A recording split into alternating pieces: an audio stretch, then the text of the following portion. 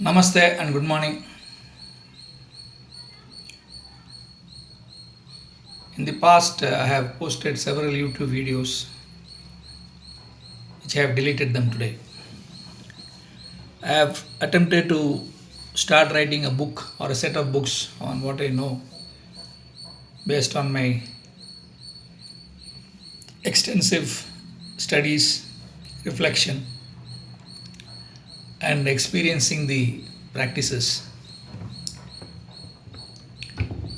But again, didn't start because it's too complex, too wide, and we can go all over the place. Nevertheless, some of my friends again asked me to attempt to write a book with all the knowledge I have for the benefit of whoever it might benefit. I don't know. So I started working on that, and I made a framework, a spreadsheet, which maps several spiritual practices and spiritual ideas, along with modern science, cosmology, quantum science, symmetry theories, neuroscience, physiology, anatomy, cellular biology, and so on and so forth. It's a beautiful spreadsheet.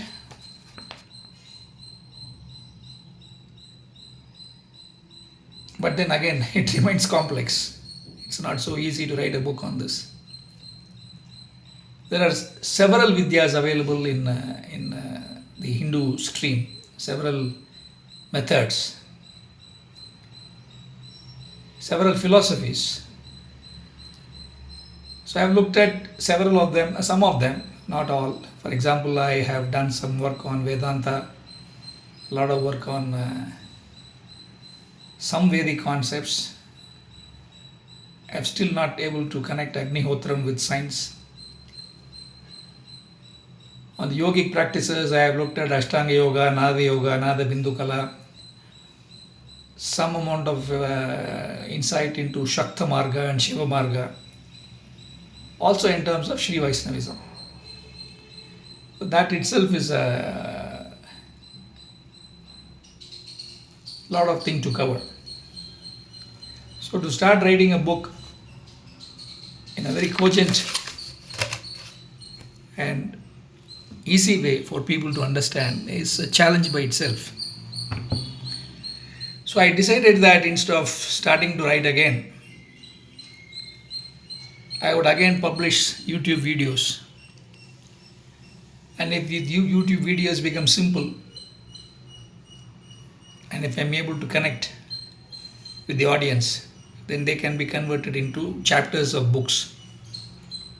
Okay, they can essentially become chapters of books. And that we will see later.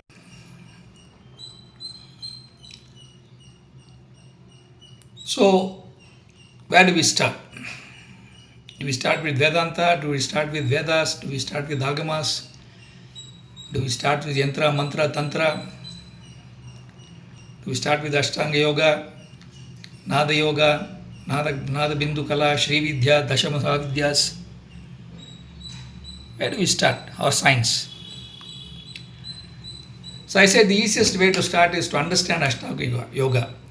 Patanjali's Ashtanga Yoga. The most difficult to practice, but easiest to understand and easiest to relate to.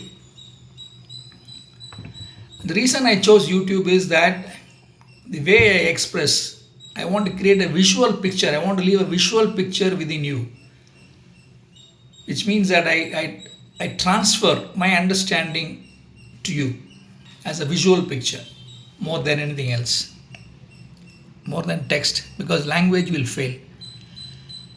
Every school has got a certain language, certain methodology, structure, forms, names, that to keep equating these would be difficult. But if I can transfer a visual picture, that would be more effective. So let's start with Ashtanga Yoga, because Ashtanga Yoga is about oneself and nothing to do with great philosophies. But then we will discuss philosophies as well.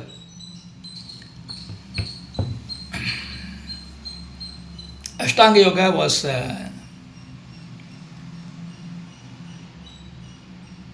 popularized by Patanjali. There are variations of that, which you'll see later. Okay, but we don't understand Ashtanga Yoga to understand the variations. The Siddha schools, the Nada Yoga schools, the Enlightenment schools, correct? All these are variations of Ashtanga Yoga. So therefore, we need to understand Ashtanga Yoga. In Ashtanga Yoga, you are talking about your body, mind, consciousness, all that is available to you, all that we think we are. We know ourselves only because we are like this, right? So we need to therefore start here. And as long as I am alive, this body, mind, consciousness complex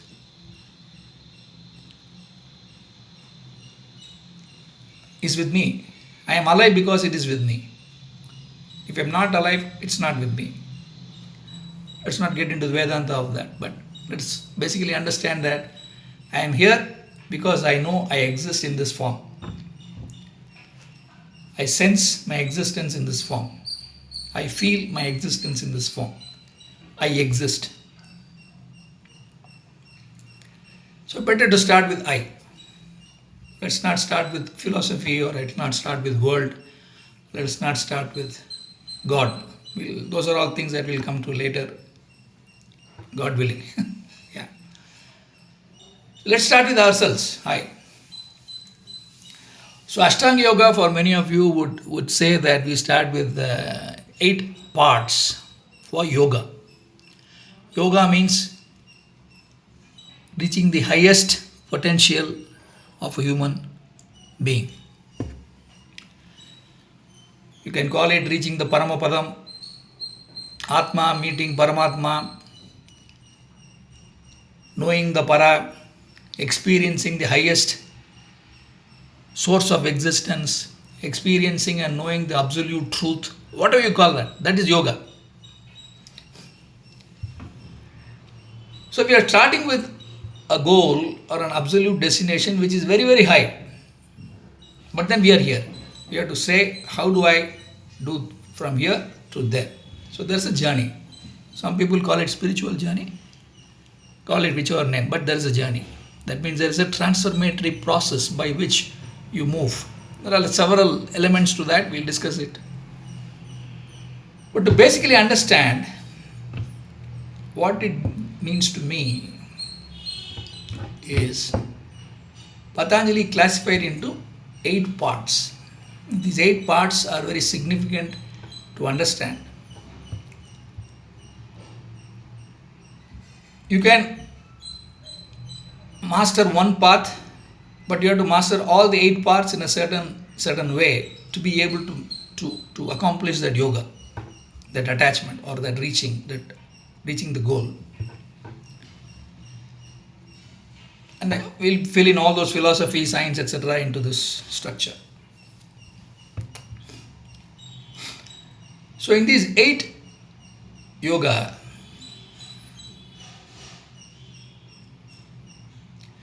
there is yama, niyama, asana, pranayama, dharana, dhyana, samadhi. Yama and niyama is how you conduct yourself with reference to the external world, and how you conduct yourself with reference to yourself. What kind of values, beliefs, behavior that you adopt as yours with respect to the external world as well as yours. What kind of routines that you follow, niyama, rules that you follow in terms of what is external and to internal. So that's a way of, you can connect it to behavioral science, values, beliefs, faith, culture, social norms, what is acceptable to you, what is not acceptable to you, what is negotiable, what is not negotiable, what routines you want to have, what you want to go leave away. Now, those are things about yama niyama, simply. the objective of yoga, meaning the objective of reaching the final position, Paramapada or Paramatma or Parameshwara or Parandhama, whatever you call it. That is the reference point, not with reference to what values, belief systems that I carry in order to be successful with the world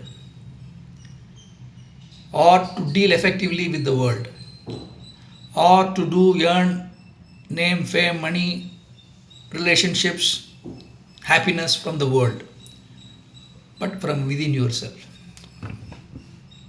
So that's the fundamental understanding of Yama Niyama, forgetting what is the list of things that is written there. Ahimsa, etc., etc. Again, Ahimsa Paramo Dharma is the statement. Finally, that is the first one to start with, is what they say. A whole list, if you go through the text, you will get the whole list. But that's the essence. Okay. Asana is the next one, is a body position. Okay, I am sitting on a chair now, that's an asana. I sit like this, that's an asana. I sit like this, it's an asana. Okay, so asana doesn't mean that you just have to stand upside down. Yes, that is also an asana. Asan is what is called position. Several positions. Now how does it matter to us is another one. Then pranayama. Prana is life force. How do I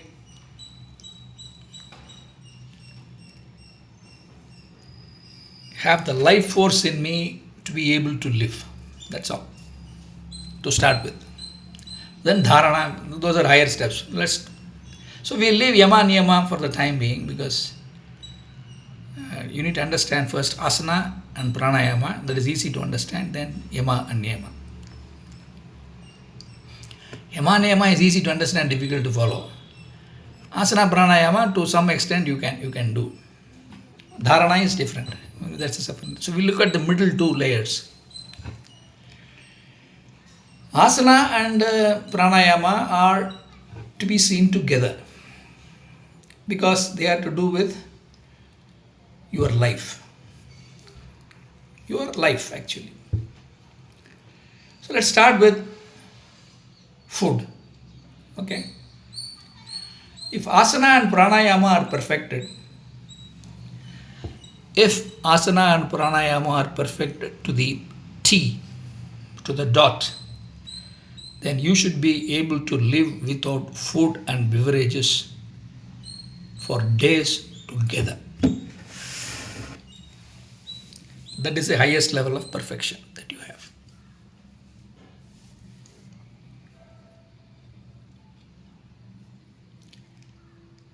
That might look like a kind of shocking or surprise. Okay, but that is the way it is. Many of us believe we live to eat or eat to live. Neither is the case. Okay, because we are still seeing ourselves, this whole concept, from the idea of yoga. In the Ashtanga Yoga, the highest level is Samadhi, or Kaivalyam actually. Samadhi is close to that. And there are stages of Samadhis. Savikalpa Samadhi or Sabija Samadhi, Nirvikalpa Samadhi, Nirbija Samadhi, and then Kaivalyam. Okay. There are several kinds of descriptions of Samadhis.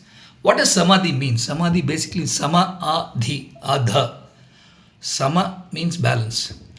A means to make it happen or to come, to establish. Dhi. Okay. So Samadhi means to establish a perfect balance.